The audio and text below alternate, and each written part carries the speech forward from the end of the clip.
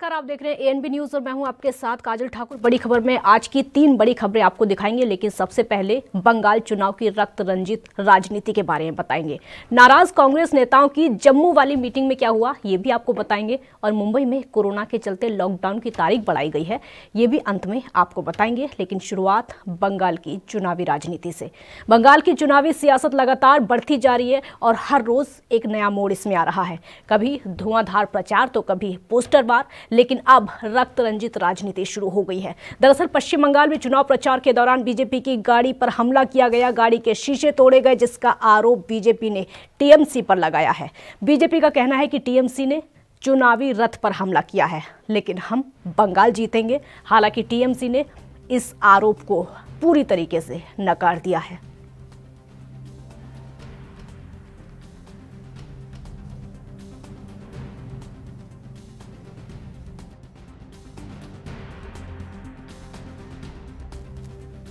तो पश्चिम बंगाल में बीजेपी के चुनावी रथ पर हमला किया गया है, चुनावी वैन पर हमला किया गया है, जिसकी तस्वीरें आप देख रहे हैं सोशल मीडिया पर लगातार वायरल हो रही है।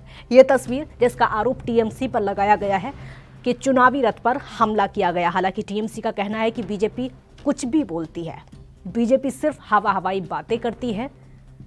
पश्चिम बंगाल में बीजेपी को हार दिखाई दे रही है, इसीलिए इस तरह की बातें सामने आ रही हैं। अब तक सिर्फ धुआंधार प्रचार पश्चिम बंगाल में देखने को मिल रहा था। स्टार प्रचारकों के दौरे पश्चिम बंगाल में देखने को मिल रहे थे। पोस्टर वार भी वहां पर शुरू हुआ।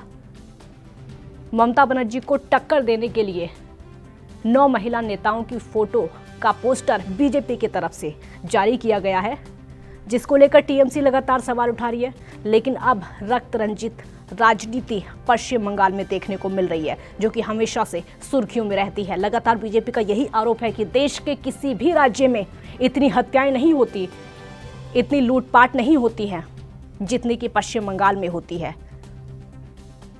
चुनाव के चलते और ज्यादा हत्याओं का दौर बीजेपी के तमाम ऐसे कार्यकर्ता हैं जिनकी हत्या की गई है। 200 से ज्यादा संख्या बताई जा रही है जिनकी चुनाव के चलते हत्या की गई है। ये देखिए तस्वीरें आपके सामने, ये तस्वीरें सोशल मीडिया पर इस समय वायरल हो रही है। बीजेपी की चुनाव प्रचार की जो गाड़ी, उस पर हमला किया गया, गाड़ी के शीशे तोड़े गए, ईंट पत्थर भी कार्यकर्ताओं के बीच में चले, जिसका आरोप टीएमसी पर लगाया जा रहा है। और कहा यह भी जा रहा है कि टीएमसी का जो इतिहास रहा है वो खून से भरा हुआ रहा है। रक्त रंजित इतिहास टीएमसी का रहा है, जो कि पश्चिम बंगाल में लगातार देखने को मिलता है। पूरा देश कई सालों से देखता आ रहा है। हालांकि फिर भी ममता बनर्जी को मुख्यमंत्री के रूप में वहां के लोग लगातार देखना चाहते हैं, और यही वजह है कि ममता बनर्जी वहां की मुख्यमंत्री बार बार बनती भी हैं। लेकिन इस बार खेल थोड़ा बिगड़ता हुआ, थोड़ा सा अलग दिखाई दे रहा है।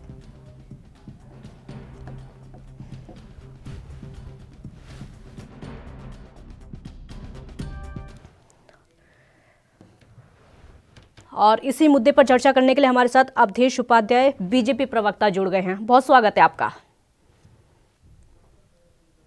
अवधेश जी, बीजेपी की गाड़ी पर हमला किया गया है, चुनावी रथ जिसको कहा गया था, शीशे तोड़ दिए गए हैं, सीधे आरोप टीएमसी पर लगा रहे हैं आप, किस आधार पर?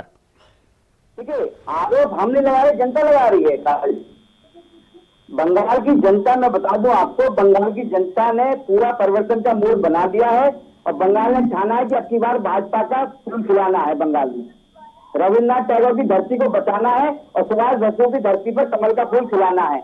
और यही बढ़ती लोकप्रियता बीजेपी की जो है, ये बौखलाहट बनी हुई है टीएमसी के सभी नेताओं में।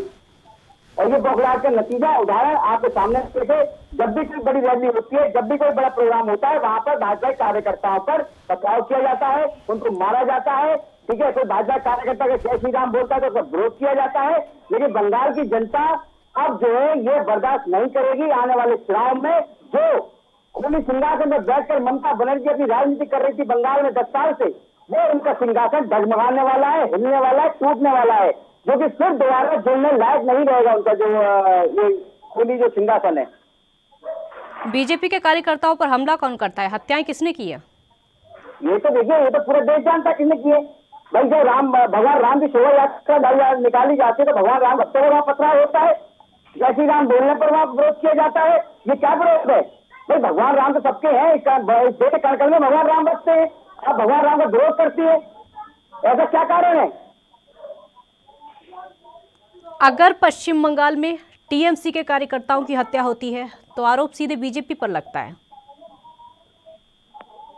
देखिए, आरोप प्रत्यारोप की राजनीति विपक्ष का कार्य रहा है पहला। अब ये इनकी जो बौखलाहट है, जो भाजपा की बढ़ती लोकप्रियता के कारण जो बौखलाहट बनी हुई है टीएमसी के नेताओं के अंदर, आपने देखा नहीं? ये जो बौखलाहट है, छोड़ते हुए जा रहे हैं टीएमसी को। उनको पता है कि टीएमसी गई और बहुत से नेताओं की तो ऐसी हालत हो जाएगी कि जमानत जब्त हो जाएगी, चुल्लू में पानी नहीं मिलेगा डूबने के लिए बंगाल में। आपकी बात पर एक और मेरा सवाल है, लोकप्रियता की बात आपने की, लोकप्रियता की, अगर हम पश्चिम बंगाल में देखें तो टीएमसी की लोकप्रियता कोई कम नहीं है, ममता बनर्जी की लोकप्रियता कोई कम नहीं है। नहीं थी काजल जी, है नहीं थी। पहली बार मौका दिया, दूसरी बार जनता ने मौका दिया, लेकिन ममता बनर्जी ने क्या किया बंगाल में? ये सबने देखा, पूरे बंगाल ने देखा। बंगाल में विकास तो रहा दूर, केवल खून की राजनीति की, खून से बंगाल की सड़कों को लहूलुहान किया गया ममता दीदी की सरकार में। लेकिन अब बंगाल की जनता ये जान चुकी है कौन हमारे ऊपर राजनीति करता है, कौन हमारा विरोध करता है, कौन हमारा विकास करने को तैयार है। तो वो बंगाल की जनता जो विकास करेगा वो सरकार को चुनेगी। ठीक है, डॉक्टर दयाशंकर टीएमसी नेता हमारे साथ जुड़ गए हैं, बहुत स्वागत है आपका। दयाशंकर जी, बीजेपी के चुनावी रथ पर हमला किया गया, आरोप टीएमसी पर लग रहा है। एक तरफ तो टीएमसी कहती है कि 8 चरणों में चुनाव हो क्यों रहे हैं, एक चरण में चुनाव खत्म क्यों नहीं हो जाते, दूसरी तरफ ये रक्त रंजित राजनीति पश्चिम बंगाल में। जी, अब तो बीजेपी का हद हो गया काजल जी। ऐसा है कि हमला होता है तो अब तो आचार संहिता लग चुकी है और ये इनका जो आरोप है निराधार है। पहले तो आरोप लगाते थे तो सरकार थी तो सोचता थे, लेकिन इस बार के आरोप से तो सिद्ध होता है कि ये लोग ऐसा तो नहीं है कि कहीं उल्टी सीधी ये लोग हरकतें खुद कर रहे हो। आरोप निराधार है, लेकिन उनका तो साफ तौर पर कहना है कि जो अब तक बीजेपी कार्यकर्ताओं की हत्याएं हुई हैं उसका आरोप भी टीएमसी पर ही लगता है।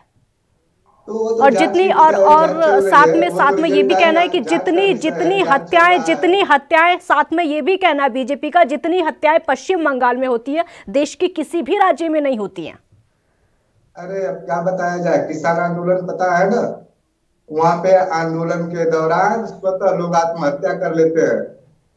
200 से ऊपर किसान शहीद हो गए, लेकिन इसमें इन लोगों को हत्या नहीं दिखती। आप अपने से सुसाइड कर लो, महंगाई की वजह से सुसाइड कर लो, बेरोजगारी की वजह से सुसाइड कर लो, सरकार का नाम लेकर सुसाइड करो, रोजगार आपका छिन जाए तो सुसाइड कर लो, लेकिन इनको इसमें हत्या नहीं दिखती है। आप इतना आपके ऊपर अत्याचार, जनता के ऊपर इतना ये अत्याचार करेंगे लोग कि आप इतना उत्तेजित हो जाओ कि अपने आप आत्महत्या कर लो। ये किस प्रकार का अत्याचार है, इसमें इन लोगों को नहीं दिखता। अवधेश उपाध्याय, आपके जितने आरोप है सबको निराधार बताया जा रहा है टीएमसी की तरफ से। देखो, टीएमसी निराधार बताए या कुछ भी बताए, लेकिन टीएमसी की हकीकत बंगाल का पूरा देश जान चुका है। काजल जी, आप भी शायद मीडिया में काफी समय से हैं। चलिए, अब तो चुनाव है। 1 साल पहले जब वहाँ पे संघ की व्यक्ति की हत्या की जाती है, पूरे परिवार की हत्या की जाती है, तब तो चुनाव नहीं थे। अच्छा चलिए, ये भी छोड़िए, आप ये भी कहते हैं कि ये निराधार है। भैया एक बात बताइए, जय श्री राम से शिकायत कर रहे ममता दीदी को। जी जी, जय श्री राम भाई साहब, जय माँ काली, जय माँ दुर्गे। बात बताइए, कम से कम आप लोग तो जय माँ दुर्गे का अपमान आपका प्रदेश अध्यक्ष करते हैं, ये भी देश की जनता जान रही है। बचाव किया जाता है, ये बताइए मुझे। जय श्री राम भाई साहब, जय माँ दुर्गे, जय माँ काली। कम से कम जान लीजिए, महिलाओं का आप सम्मान करना सीखिए। अगर महिलाएं नहीं होती तो हम आप नहीं होती, महिला माँ के समान होती है। माँ का इज्जत करना सीखिए। आपके प्रदेश अध्यक्ष कहते हैं कि ये दुर्गा कहां से चली आती है, शर्म होता है, हम लोग हिंदू है, शर्म महसूस करते हैं, घुटन महसूस होता है। अवधेश उपाध्याय जी, बीजेपी कहती है, एक मिनट मेरा सवाल सुन लीजिए। बीजेपी कहती है कि टीएमसी को जय श्री राम का नारा देने से डर लगता है, जय श्री राम का नाम बोलने से डर लगता है, माँ दुर्गा का नाम बोलने से डर लगता है। वो तो आपके सामने बोल रहे हैं। कौन बोल रहे हैं? वो तो आपके सामने अभी बोल रहे हैं, वो तो बोल रहे हैं। ये जो बोल रहे हैं मुझे इसका नहीं पता, लेकिन जो मैंने अपनी आंखों से देखा है, आपने भी देखा होगा, ना तो ममता बनर्जी जय श्री राम बोलते हैं, ना वंदे मातरम बोलते हैं। इस वंदे मातरम में हमारे जो जवान है हमारी रक्षा करते हैं, और वंदे मातरम से नफरत करती है ममता बनर्जी। आप तो देश की महिलाओं से डॉक्टर दयाशंकर एक सवाल का जवाब दीजिए। डॉक्टर दयाशंकर एक सवाल का जवाब दीजिए। 8 चरणों में पश्चिम बंगाल में चुनाव होने हैं, 8 चरणों में। ममता बनर्जी सवाल क्यों उठा रही है? दिक्कत क्या है अगर 8 चरणों में चुनाव हो जाते हैं? क्योंकि पहले भी 6 चरणों में हुए हैं जब टीएमसी की सरकार बनी थी। देखिए, तमिलनाडु में 232 सीटें हैं, लेकिन वहां पे एक ही चरण में चुनाव कराया जा रहा है। लेकिन पूरे देश के पीएम महोदय से लेके गृह मंत्री से लेके टोटल मंत्री है, अदर प्रदेश के मिनिस्टर जो है, टोटल लोगों का फोकस बंगाल में है। 5 स्टेटों में चुनाव हो रहा है। मैं आपको 2016 के चुनाव याद दिला रही हूँ। मैं आपको 2016 के चुनाव याद दिला रही हूँ, पहले भी हुए हैं। वो हमेशा प्रभु से प्रार्थना करता है कि हे भगवान, एक दिन 2 दिन मेरा परीक्षा टल जाए।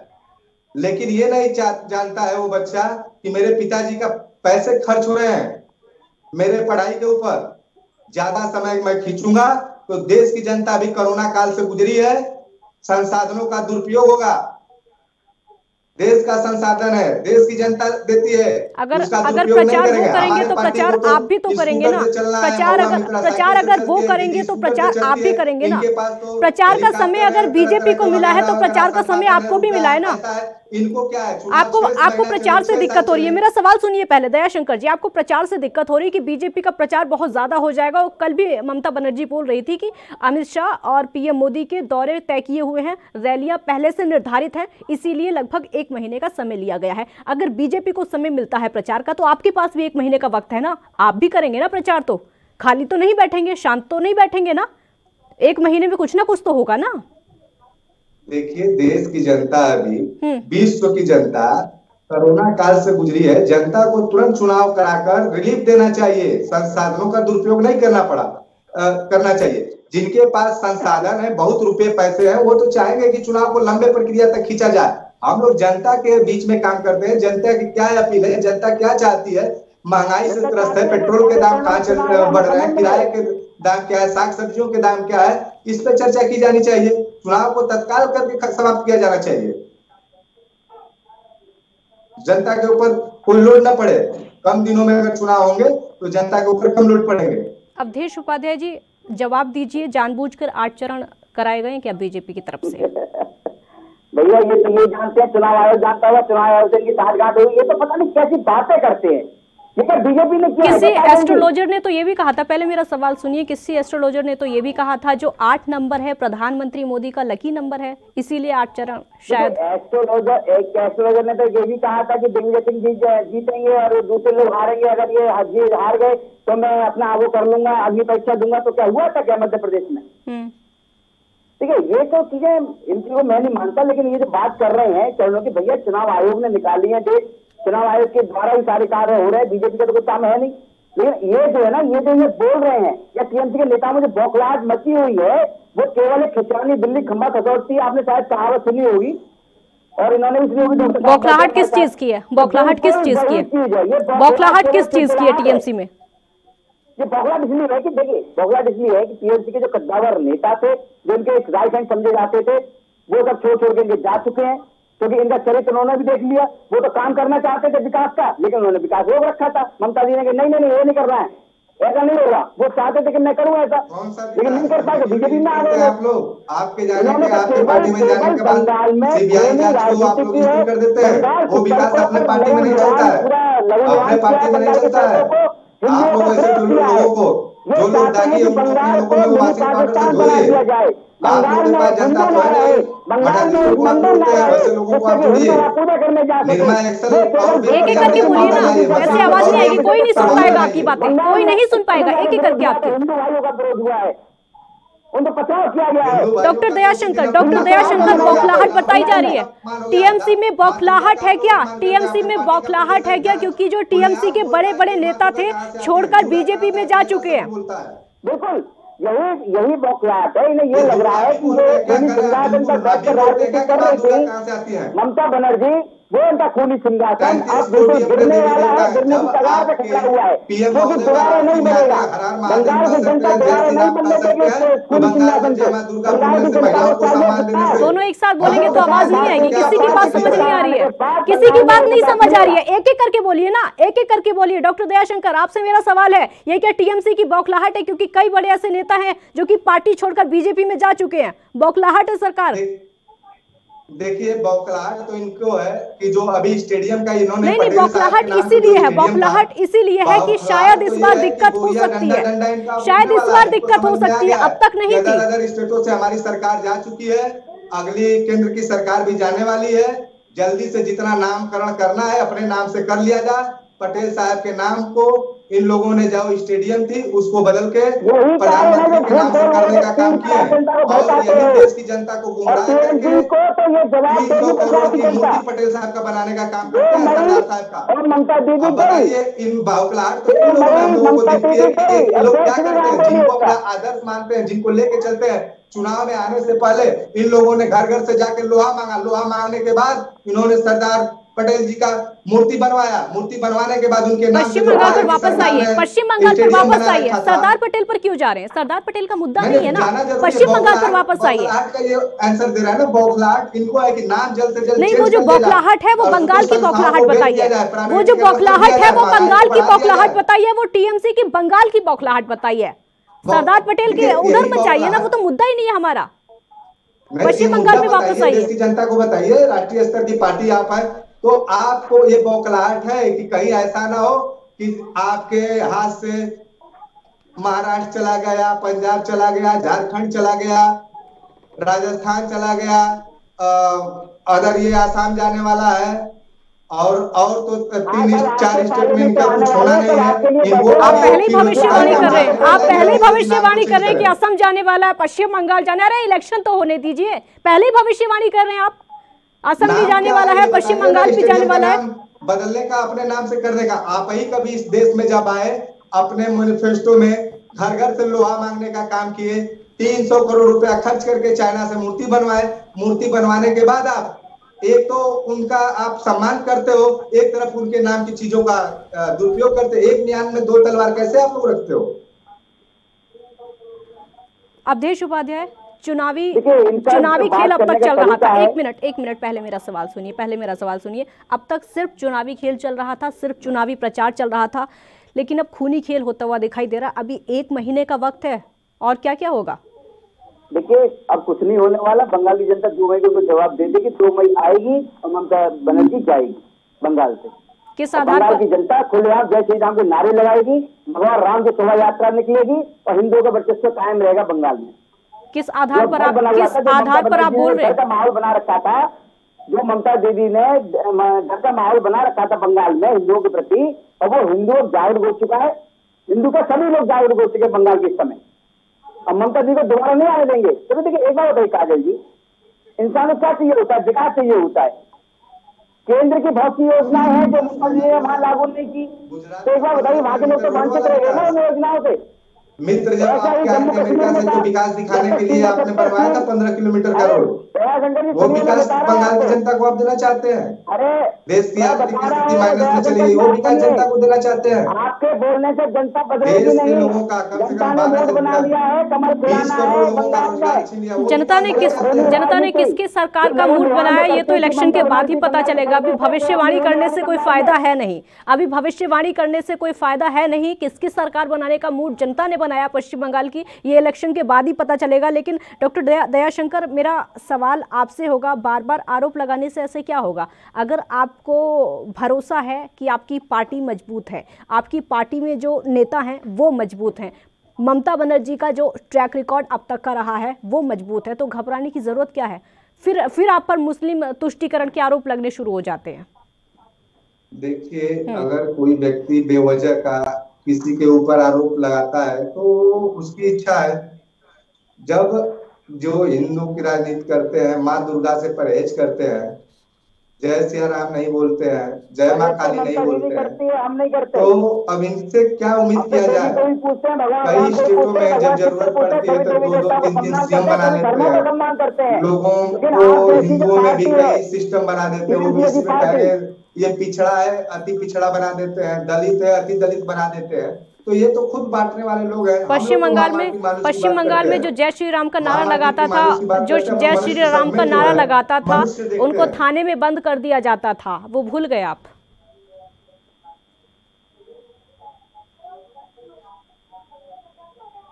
मेरा सवाल सुन पा रहे हैं आप?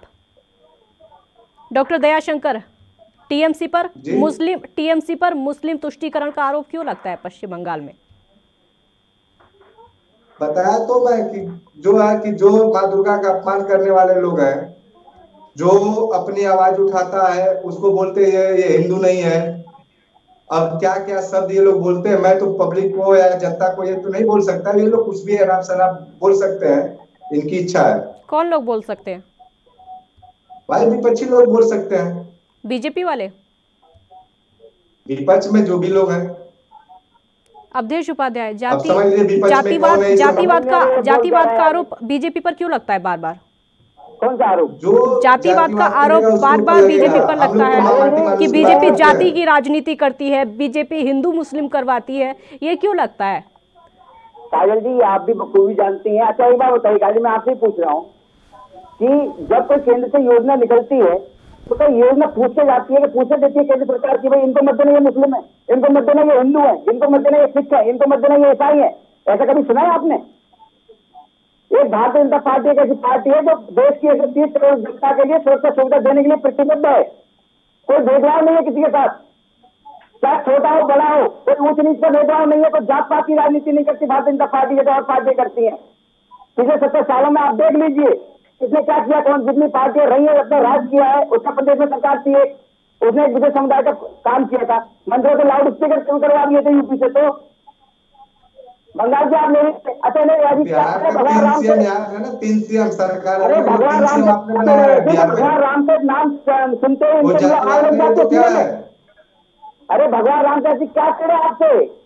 आपके सीने में आग लग जाती है। राम से आपको क्या पीड़ा है? जय सिया राम बोलने में आपको क्या तकलीफ है? हम तो बोलते हैं जय सिया राम, क्यों रहते हैं? देखिए हम तो सब कुछ बोलते हैं, जय सिया राम भी बोलते हैं, जय श्री राम भी बोलते हैं, लेकिन राम नाम से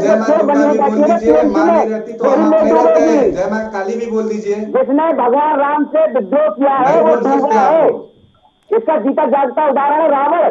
डॉक्टर दयाशंकर, मेरा एक सवाल आपसे डॉक्टर दयाशंकर ये है कि जब 2016 में इलेक्शन हुए थे तो 6 चरणों में हुए थे, ममता बनर्जी की सरकार बनी थी। अगर इस बार 8 चरणों में हो रहे हैं तो दिक्कत क्या है? सिर्फ 2 ही चरण तो बढ़े हैं ना।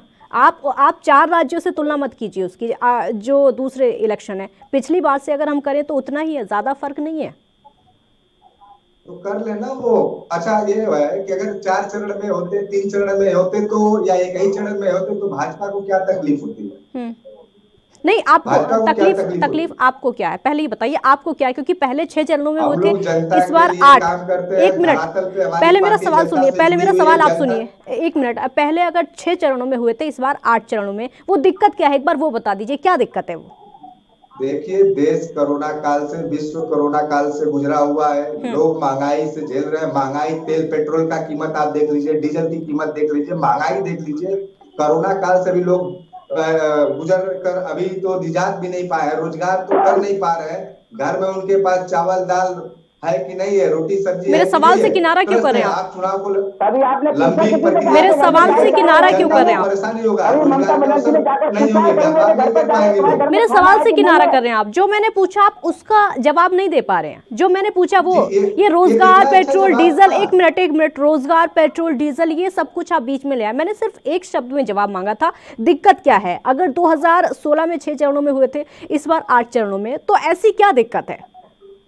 जनता को बेवजह का अपने लाभ के लिए खींचना, कोई भी लोग खींचते हैं, जनता का हित करते हैं। कभी भी अगर ये जनता का अगर सोचते तो जनता, लाखों किसान जो है बॉर्डर पे है, कम से कम कैसे खींचा जाएगा? अपने लाभ के लिए कैसे खींचा जा रहा है? 1 मिनट, अपने लाभ के लिए कैसे खींचा जा रहा है जनता को, ये बताइए। कैसे 8 चरणों में कैसे खींचा जाएगा? क्योंकि वो तो ये कह रहे हैं, वो तो 232 सीटें हैं। नहीं, वो नहीं, पश्चिम बंगाल पर वापस आइए, वहां मत जाइए, वहां मत जाइए, पश्चिम बंगाल पर वापस आइए, पश्चिम बंगाल पर वापस आइए ना, पश्चिम बंगाल पर वापस आइए। बात पश्चिम बंगाल की हो रही है ना, तमिलनाडु की बात नहीं हो रही है। तुलना 2016 से की जा रही है, तुलना 2016 से की जा रही है। बता तो रहा हूँ, तमिलनाडु देश में ही है, 232 सीटें हैं, एक ही चरण में समाप्त हो सकता है चुनाव, इसी प्रकार से यहाँ पे भी कर लेते हैं आप। अवधेश उपाध्याय जी, क्या दिक्कत थी बीजेपी को? देखिए आपकी रैलियां पूरी नहीं हो पाती? नहीं, रैली से देखिए, रैली से बीजेपी को कोई मतलब नहीं है। बीजेपी को पता है कि क्या बंगाल में चल रहा है, और सब पूरे बंगाल की जनता जानती है। ये तो बौखलाए हुए हैं, और ये बौखलाहट जो एक तरह से ये डर पैदा करने की रणनीति में से एक है इनकी। ये डर पैदा करना चाह रही है जनता के अंदर, ममता बनर्जी बंगाल की। लेकिन बंगाल की जनता के साथ भारतीय जनता पार्टी है, उनको पता है जिस दिन भारतीय जनता पार्टी बंगाल में आएगी, जितने अपराध हैं सब अपराध मुक्त हो जाएगा पूरा बंगाल, और अपराधियों को सजा मिलेगी। देश में कितना अपराध मुक्त हो गया है? बंगाल की जनता को चाहिए भारतीय जनता पार्टी जैसी पार्टी बंगाल में आए, उनका विकास करे, खूनी राजनीति को समाप्त करे। जब खूनी राजनीति समाप्त होगी, अपराधियों को सजा मिलेगी, बंगाल भी विकसित होगा, जैसे जम्मू कश्मीर आज के देश में विकसित हो रहा है। ठीक है, आपका जवाब दे रहे हैं, वो बोलिए। जिस प्रदेशों में इनकी सरकार है, महिलाओं का रेप, हत्या बड़ा हुआ है, इवन लोगों को लाशें तक नहीं नसीब हो पा रही है जहाँ इनकी सरकारें हैं।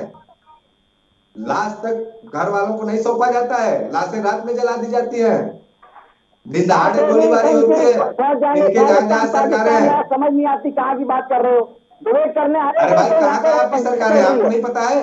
ये डिबेट चल रही है बंगाल के चुनाव पर, बंगाल की बात। अरे भाई, बंगाल क्या देश, देखिए आप राष्ट्रीय पार्टी है, राष्ट्रीय मुद्दा को लेकर चला करिए। सबसे ज्यादा अवधेश उपाध्याय जी, उनका सवाल ये है कि आप पश्चिम बंगाल में अपराध खत्म करने की बातें करते हैं। अवधेश उपाध्याय जी, मेरा सवाल सुन लीजिए, उनका ये कहना है कि आप पश्चिम बंगाल में अपराध खत्म करने की बातें करते हैं, लेकिन जहां जो राज्य बीजेपी शासित राज्य हैं वहां पर तो खत्म है नहीं, वहां पर तो लगातार अपराध हो रहा है, बढ़ रहा है। वो उसी का उदाहरण आपके सामने पेश कर रहे थे। देखिए, ज्यादा बीजेपी की सरकार है, यदि कोई अपराधी अपराध करता है तो तुरंत उस पर कार्रवाई होती है। ये उन राज्यों की तरह नहीं है जहाँ पुलिस प्रशासन के सामने हत्याएं होती है, पुलिस प्रशासन खड़े खड़े देखता रहता है, ना तो पुलिस प्रशासन में कार्रवाई होती और ना अपराधी पर कार्रवाई होती, दोनों खुलेआम घूमते हैं।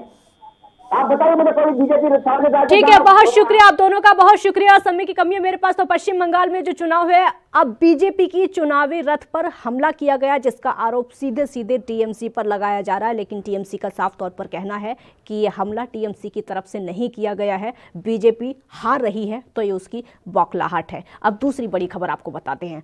जम्मू में आज गांधी ग्लोबल फैमिली की बैठक में कांग्रेस के तमाम नेता जुटे, और इस शांति सम्मेलन में आनंद शर्मा, कपिल सिब्बल, भूपेंद्र सिंह हुड्डा, मनीष तिवारी, राज बब्बर जैसे कांग्रेस के G23 नेता शामिल हुए। यहां पर कांग्रेस नेता कपिल सिब्बल ने कमजोर होती दिख रही कांग्रेस पार्टी को मजबूत करने की बात कही। साथ ही उन्होंने सवाल ये भी उठाया कि कांग्रेस पार्टी गुलाम नबी आजाद के अनुभव का इस्तेमाल क्यों नहीं कर रही है।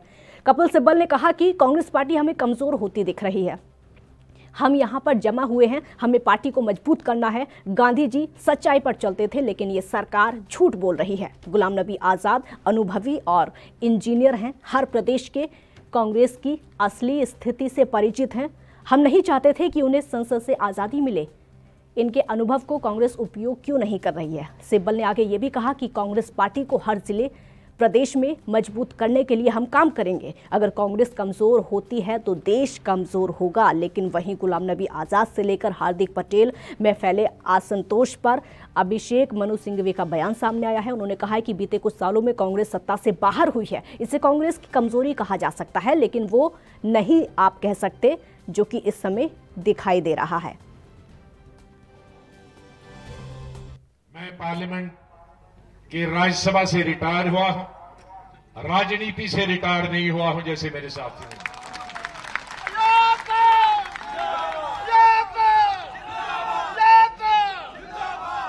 और पार्लियामेंट से मैं पहली दफा नहीं रिटायर हुआ। जब लोकसभा से आना था राज्यसभा तो भी 3-4 महीने का गैप था। जब यहां से पहले बना, जब सीएम बना था तब भी बीच में गैप था। बीच में और अब तीसरी बड़ी खबर आपको बताते हैं। कोरोना का संक्रमण महाराष्ट्र में थमने का नाम नहीं ले रहा है। हर दिन संक्रमितों की संख्या लगातार बढ़ती जा रही है। महाराष्ट्र के 36 की अगर बात करें तो यहाँ पर भी लगातार कोरोना के केसेस बढ़ते जा रहे हैं और कोरोना की बढ़ती रफ्तार को देखते हुए अमरावती में लॉकडाउन को 8 मार्च तक के लिए बढ़ा दिया गया है। बढ़ते मामलों को देखते हुए इस बार अमरावती और अचलपुर शहर के साथ अब अंजनगांव सुरजी शहर में भी लॉकडाउन लगाने की बात कही गई है। अंजनगांव सुरजी शहर में कोरोना के ज़्यादा केस होने के कारण कंटेनमेंट एरिया घोषित फिलहाल कर दिए गए हैं। हालांकि लॉकडाउन में केवल ज़रूरी सेवाओं के संचालन की अनुमति होगी। इससे पहले इन दोनों शहरों में 21 फरवरी को एक हफ्ते के लिए लॉकडाउन लगाया गया था, लेकिन आज स्थिति की समीक्षा की गई। समीक्षा के दौरान सरकार ने पाया कि अमरावती जिले और अचलपुर में फिर से लॉकडाउन बढ़ा दिया गया है। मुंबई में पिछले 24 घंटों में कोरोना के 1034 नए मामले सामने आए हैं। वहीं जान गंवाने वालों की संख्या बढ़कर 11,461 हो चुकी है।